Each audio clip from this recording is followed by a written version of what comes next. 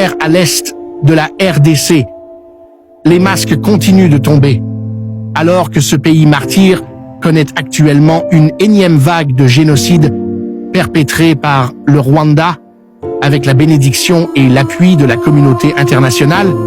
Félix Tshisekedi s'affiche de plus en plus seul et sa foi en la capacité des démons de changer en ange ne fait qu'être éprouvée, et peu à peu, les rideaux tombent à chaque étape de cette guerre. L'homme qui a plus de mérite d'avoir ouvert tous les secteurs de la vie politico-administrative du Congo au Rwanda, c'est Joseph Kabila, de son vrai nom, Hippolyte Kanambe, un Rwandais imposé au Congo par l'Occident, après avoir abattu Laurent Désiré.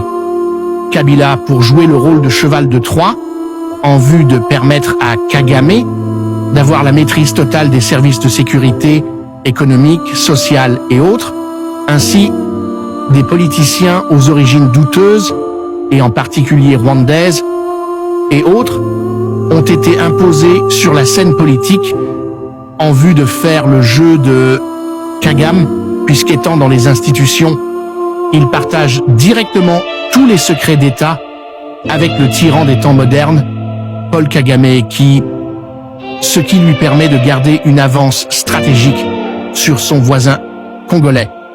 Aux côtés de ces poisons de politiciens se trouve une église catholique chapeautée par un certain Ambongo corrompu et visiblement au service du Rwanda et de l'Occident.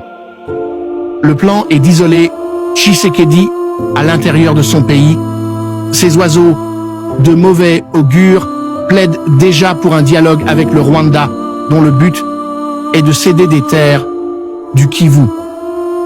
Vital Kamerhe, pourtant président de l'Assemblée nationale de la RDC, s'est fait passer pour un spécialiste militaire en faisant la propagande du Rwanda, en créant une psychose à Bukavu avec des fausses informations qui feraient état de la présence rwandaise aux portes de cette ville. Propos tenus du haut de l'Assemblée nationale en vue de démoraliser les troupes et remplir sa part de contrat vis-à-vis de son vrai patron, Paul Kagame. Katumbi, à travers Kamitatu, a, au lieu de condamner le Rwanda, mis toute la responsabilité sur la tête de Tshisekedi, oubliant sa proximité avec Kanambe dans ses 18 ans de sabotage du Congo.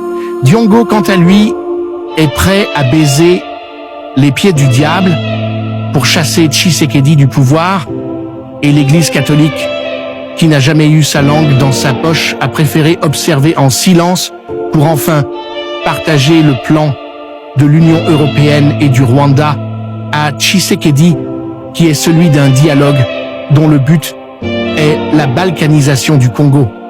Le peuple congolais doit ouvrir l'œil et prendre en charge son destin avant qu'il ne soit tard. La France, les États-Unis, Israël, la Grande-Bretagne, l'Allemagne, la Belgique et les autres ne peuvent pas sanctionner le Rwanda ni cesser de lui fournir des armes, car ils sont les investigateurs dans l'ombre. Que Tshisekedi cesse de dormir, l'heure est grave. Le Congo n'a pas besoin d'un diplomate rêveur ni d'un pasteur, mais d'un commandant suprême, combattant de la liberté. Like, abonne-toi et partage.